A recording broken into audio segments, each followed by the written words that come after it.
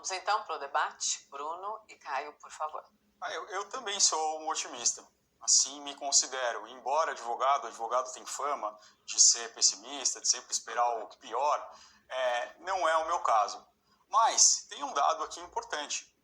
Você disse que se materializarem as previsões do FMI, se materializarem as previsões do Banco Mundial, nós teríamos a pior queda do PIB da nossa história. Na verdade, Caio, se a projeção do Ministério da Educação, do Ministério da Economia se materializar, nós já teremos a maior queda do PIB da história. Porque até hoje o maior declínio foi em 1990, com uma queda de 4,35%, desde que é feita essa medição histórica do Produto Interno Bruto. Então vamos lá.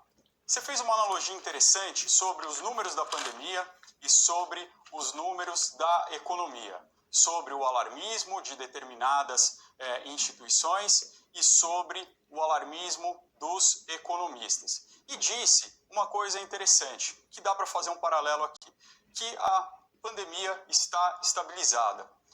Eu vou fazer uma pequena analogia. Eu que estou sempre correndo atrás da balança, eu geralmente costumo fazer regime de quando em quando. Às vezes você está engordando demais. Você pode fazer um cálculo todo mês e percebe que você está engordando, abusando, principalmente em época de pandemia, 3 quilos por mês. É muita coisa. Você precisa se controlar. Você entra num regime. Você entra nesse regime e você percebe que no segundo mês, não é um regime tão estrito, você passa a engordar só 2 quilos por mês. Caio, você não está emagrecendo. Você está deixando de engordar naquela velocidade. As taxas de mortalidade no Brasil, infelizmente, por conta do coronavírus, ainda são alarmantes, embora a aceleração tenha diminuído. E isso dá para fazer um paralelo com a economia, porque, embora comparando com o mês passado, a nossa queda não seja tão grande, aqui estou falando mês passado, os dados são de maio e abril do IBGE, isso não quer dizer que houve um solavanco que vai catapultar a economia do Brasil em direção a uma retomada completa. Não. Nós precisamos ter muita serenidade nisso, até para que a gente não tenha expectativas maiores. Não podemos esquecer do otimismo de 2008. Eu achei a analogia excelente, eu concordo com a tua análise nesse sentido.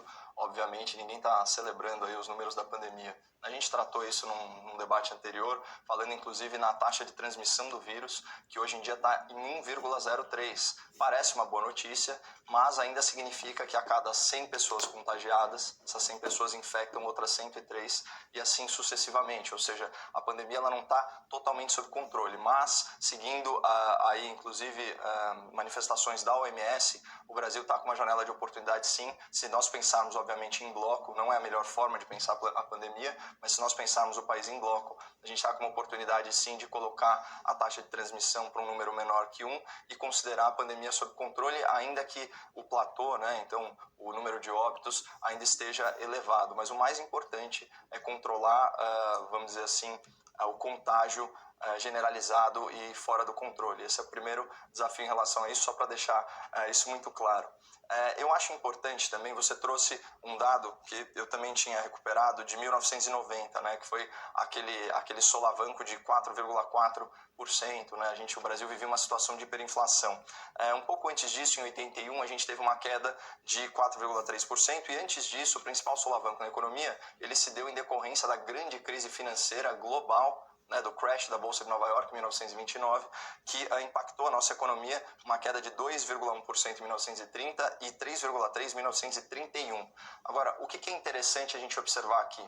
Óbvio que os efeitos da pandemia do novo coronavírus e da consequente paralisação econômica, eles não vão só ser sentidos em 2020. Então é interessante a gente considerar o bloco 2020, 2021. O tal mundo pós-pandemia, do novo normal, esse tipo de coisa.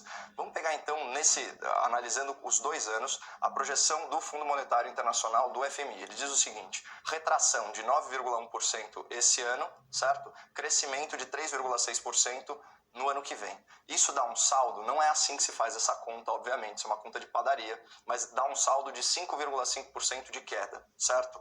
Se nós pegarmos as projeções do Boletim Focus, aqui para usar as do mercado, que não é nem do governo, nem dos órgãos multilaterais, a gente vai ter uma retração de 5,95% esse ano, com um crescimento de 3,5% ano que vem. Então isso dá menos 2,45%. Só para efeito de comparação, e depois a gente pode estender um pouquinho mais isso, e até para animar o espectador da CNN, o Brasil passou por uma situação pior há alguns anos. Governo Dilma Rousseff, desastrado governo Dilma Rousseff, 2015 e 2016, retração do PIB em 2015, 3,5%, retração do PIB em 2016, 3,3%. Então a soma é 6,8%, quase 7% de retração. Ou seja, nem no cenário mais pessimista, em relação à pandemia do novo coronavírus, a gente vai ter algo análogo ao que aconteceu em 2015 e 2016, sendo que os outros índices econômicos, então, inflação, na época de Dilma estava acima de 10%, desemprego estava crescendo também, alta histórica de juros. Hoje a gente tem uma baixa histórica na inflação, uma baixa histórica em juros, né?